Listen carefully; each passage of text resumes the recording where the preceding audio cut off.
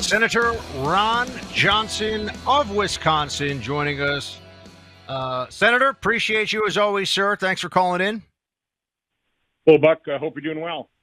Yeah, man, things are great here. Let's get right to it. This revelation that came out, it was a combination of reporting from Miranda Devine, Tucker Carlson, on Thomas Krooks, the would-be assassin of Donald Trump, really the first of two would-be assassins, but the one who actually got shots off and managed to shoot the president in the ear.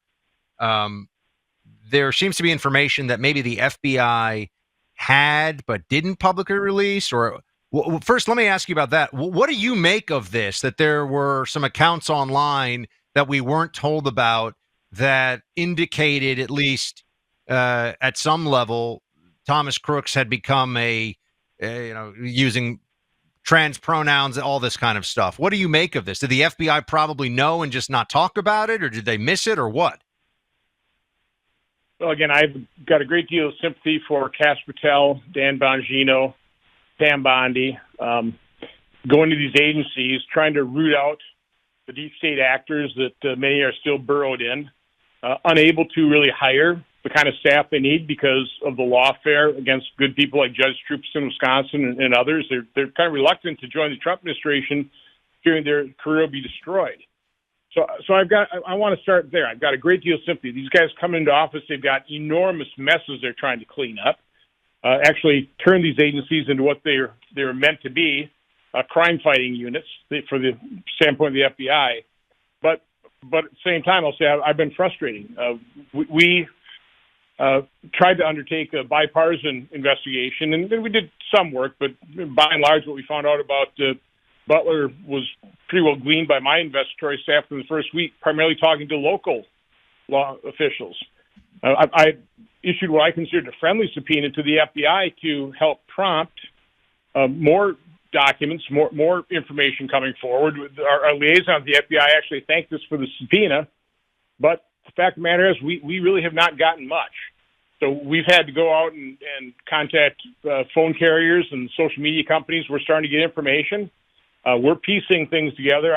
There are things that are interesting that we need to kind of complete the investigation before we start publishing. But no, there's an awful lot unknown about Thomas Krooks that, from my standpoint, we should have known quite some time ago. So just so I'm clear on this, Senator, there's an awful lot that the public should know about that you think the FBI has and has not made public, or there's more that the FBI maybe didn't find? It's probably both. Both? But, okay, yeah. Yeah, again, I'm frustrated, Buck. There's no doubt about it. But again, I don't want to be throwing Cash Patel or Dan Bongino under the bus because Senator, we don't do that. We know Cash and Dan here. They're friends of ours. From before they took these jobs. They took these jobs because they want to help and they want to reform, and and we get a lot of heat for standing up for them here because some people have been very frustrated with them. Even a lot of Trump voters have been frustrated with the transparency issue. But I try to remind everybody, these are enormous, unwieldy bureaucratic institutions that were really left to rot from the inside under previous administrations. There's a lot of work to be done. There really is. So we're pursuing this. I'm pretty well undertaking the investigation now from the Senate standpoint, just through my permanent subcommittee investigation. I kind of walked away from the bipartisan because it just slowed us way down. But again, all I can say is that there's more information that will eventually come out, and some that we have not yet discovered. So we're still doing investigation. Now, on the transparency issue, obviously you were a yes vote for releasing the Epstein files because the Senate was unanimous in this, right? One member of the House, everyone else voted for it. One member of the House says, look, his concern was that he thinks that there are people that will be tainted who didn't do anything wrong, but their name is just in some. Okay, so that was his, but everybody else voted to release this thing. Can you just tell us what your sense is of where the president has been on this one? I know you talked to President Trump. He is now in favor of it, but people keep asking, they say, well, why is he in favor of it now? Why has there been this delay? And how do you see the release of the Epstein files from the beginning of this administration to present in terms of What's gone on here? Like, why has it been so stop-start? Well, I thought the speaker really did a pretty good job of laying out his concerns about, information getting out in the public domain that really would be harmful to victims, and is that going to be adequately protected in whatever gets released this time? I would guess President Trump has similar concerns. I think President Trump, as I would have similar concerns going, is this evidence of these documents untainted? I mean, let's face it, they were in the midst of the Biden administration, that administration doing everything they could to destroy Donald Trump during their 4 years. If there was something damaging to Trump, you would think that would have already been released. Yeah. I also take the president's word. I mean, he doesn't. We have serious problems facing this nation. There are a lot of things he's addressing. Do we really need this distraction? Having said all that, I'm as curious as every other American about what happened, bringing people to justice who are pedophiles that engage in this kind of abuse. So again, I'm as curious as anybody. We didn't take a vote, by the way. We just passed this by unanimous consent. I think before the bill even got over here. So yeah, the Senate didn't want to take much time on this. That was a fight in the House. People who fought for disclosure won, and now we'll see what we get. Yeah, it's a rare moment where things just fly through in bipartisan fashion in the Congress. So now once the president signs this, and everyone believes it's going to get signed imminently, 30 days for the release. Is that how this goes? That's what I hear. But again, they still probably need to do review, and there will be some material withheld, and in the law, they've got, I think, 4 or 5 very specific reasons of things that can be withheld. But, really what this reflects is the public wanted to see this. And so as elected officials, when you for a year that's the number one thing that people are calling into your office is, vote to release the Epstein files. In the end, representative government actually works. Yeah. Yeah. What do you have on the agenda here? I know the Senate goes into recess, next week sometime for Thanksgiving. What are you hoping can get done before the end of this year? Is there anything? Are you going to try to get some judges through? How's that going? What are you looking to get the Senate to finally push over the finish line here before we all head out for the holidays? Yeah, the Senate's always doing nominations. Now that we had to change rules because of the obnoxious obstruction of Democrats, we'll probably clear another 70 to 100 nominations of various types. But we are working on health care. By the way, we always have. It's just galling to hear, Republicans have no plans. We have all kinds of plans. It's how do we get it passed?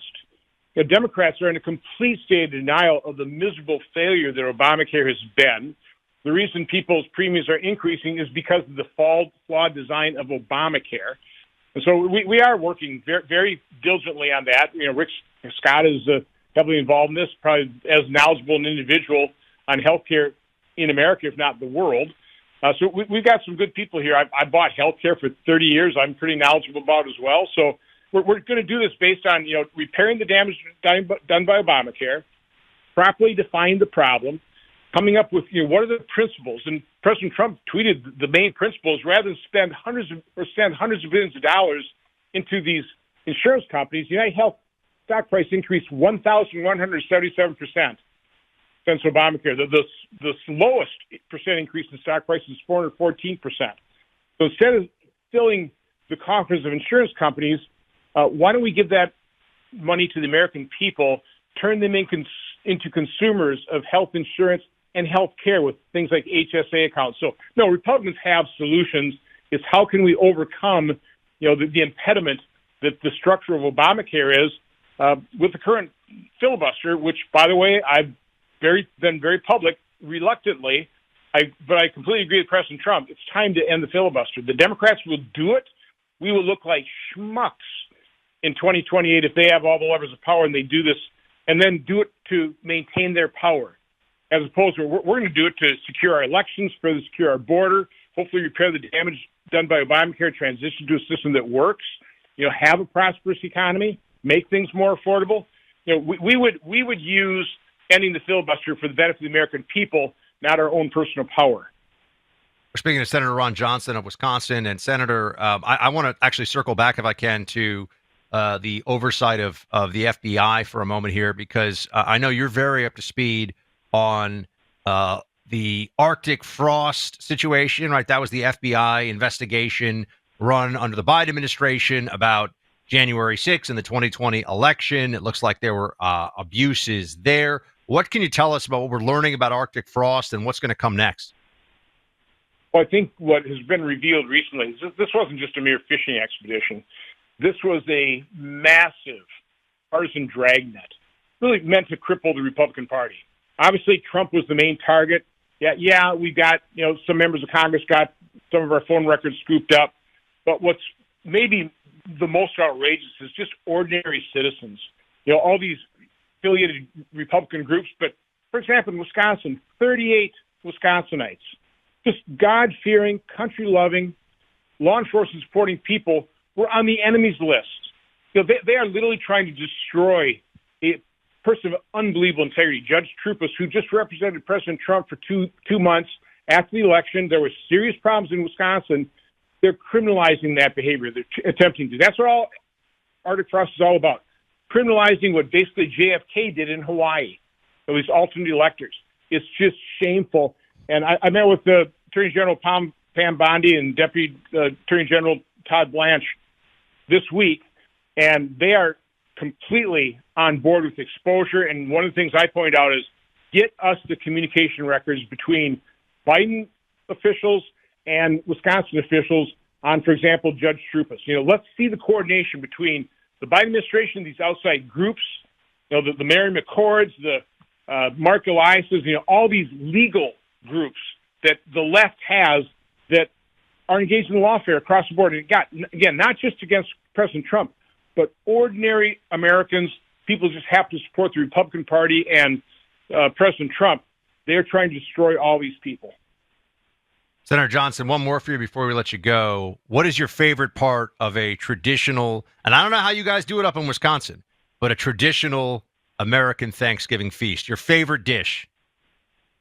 I mean, it's the turkey, it's the dressing, it's the gravy, it's the mashed potatoes, sweet potatoes, and corn. That is my Thanksgiving dinner. I got to have it all in the right portions. I start and portion it out, and I end with the exact portions for that final bite. We just literally had Thanksgiving lunch. John Bozeman provided it, so I had a pre-Thanksgiving dinner. It was fabulous. Can't wait till Thursday, and I wish all you and all your listeners a very happy Thanksgiving. Same to you, Senator. Thanks so much. Have a great holiday. We'll talk to you soon. Take care.